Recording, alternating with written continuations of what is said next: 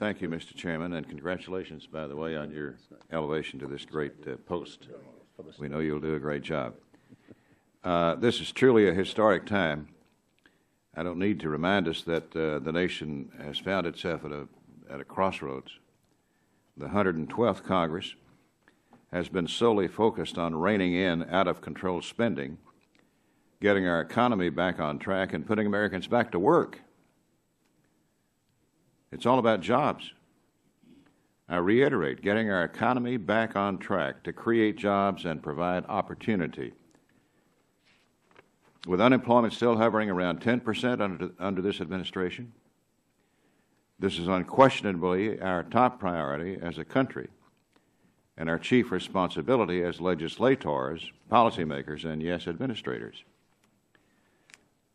Chairman Simpson alluded to some of our concerns about your $9 billion budget submission, the EPA's third largest in history.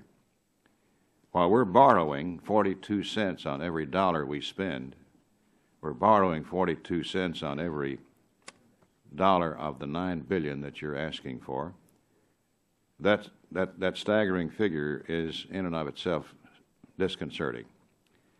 But I have to tell you, for the record, that I'm not confident that the budget you're defending today, or frankly your agency's actions in the last 2 years, align with our important goals of creating jobs and opportunity. In fact, I believe you've been a great hindrance. EPA's headed in the wrong direction with an aggressive and overzealous regulatory agenda that far exceeds the authority of this Congress that you've been given. And I think we have a responsibility to rein you in.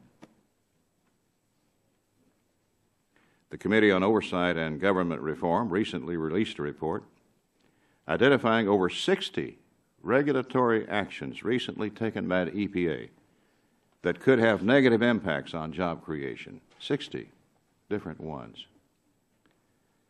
I have to wonder whether you're taking heed of the President's January 21st executive order to account for the cumulative costs of regulations, because EPA is running absolutely roughshod over our country's small businesses, the very engines that propel our economy forward and provide most of the jobs.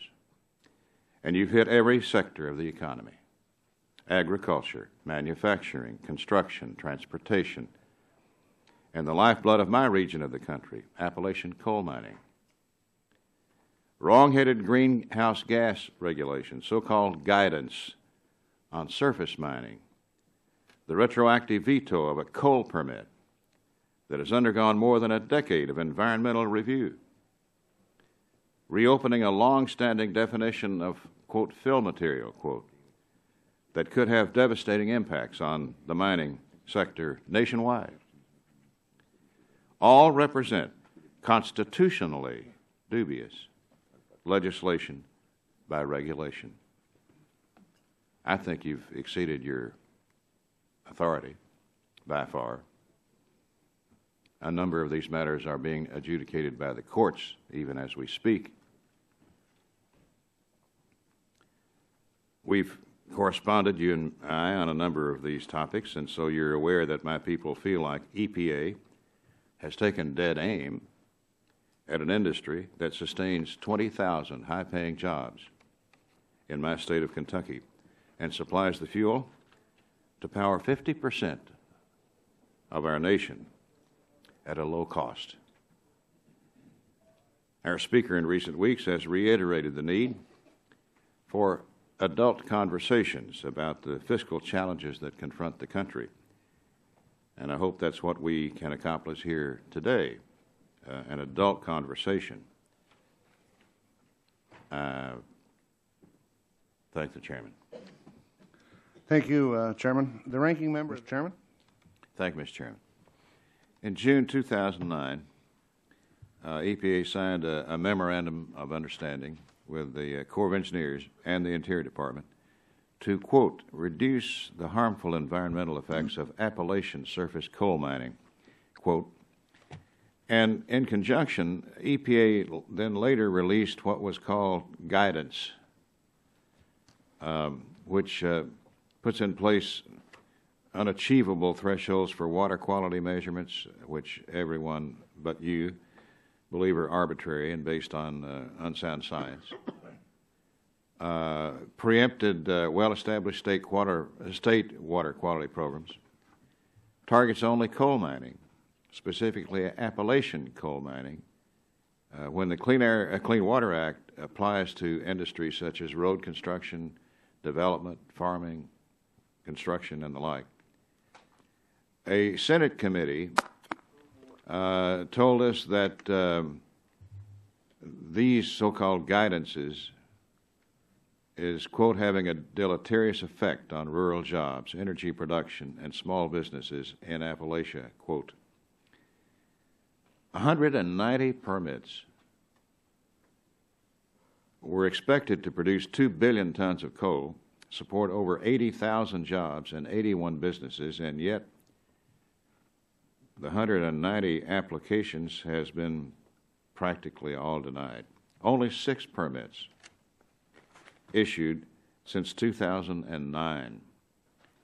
One company in my district still doesn't have a permit after waiting through 3 Army Corps colonels, at least 6 EPA reviewers.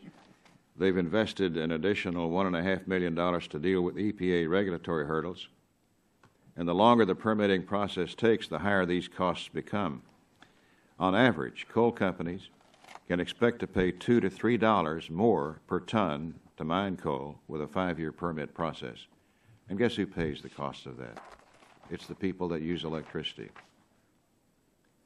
According to your website, there are 79 permits that are being flagged.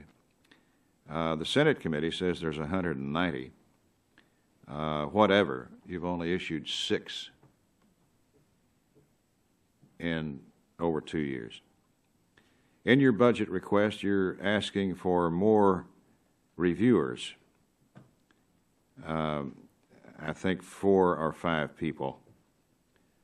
Thanks a lot. How much faster will these people be able to process these permits through their regular order? I can't commit to a time frame, sir. We are working very diligently on those permit requests. Who's working on them? Primarily staff in our regional offices, but also staff in our Washington offices. Can you explain why there's only been 6 permits issued out of 190 applications in over 2 years? The enhanced coordination process covered approximately 79 permits. We are down to, I think, maybe 2 to 3 dozen permits. Many have been withdrawn, a few have been issued, and many have gone back and are working diligently through the state and through EPA, especially in your state, Mr. Chairman, to try to find ways to reduce the environmental impacts. This is about clean water and impacts on water. And, sir, I have to say that this is not unscientific at all. It's the result of peer-reviewed studies that have gone through both EPA's Scientific Advisory Board and independent scientists who agree that without intervention, there would be irreversible harm to waterways in the region. But since the issuance of the so-called guidance in June 2009, you've only issued 6 permits. That's a drastic change, is it not? We are not waiving permits through. We are reviewing them with states and with the Corps of Engineers and with the applicants to try to decrease their impact on water pollution. Question is, it is quite a change. Sir, I absolutely agree with you that the enhanced coordination has changed the landscape in that part of the world. And it was a substantive change from prior regulations, right? It is guidance that has been out for comment and will be finalized quite shortly, I think. But the guidance does represent a big change from prior regulations, correct? Yes, it reflects the latest science that shows that the way that permits were being issued was not protected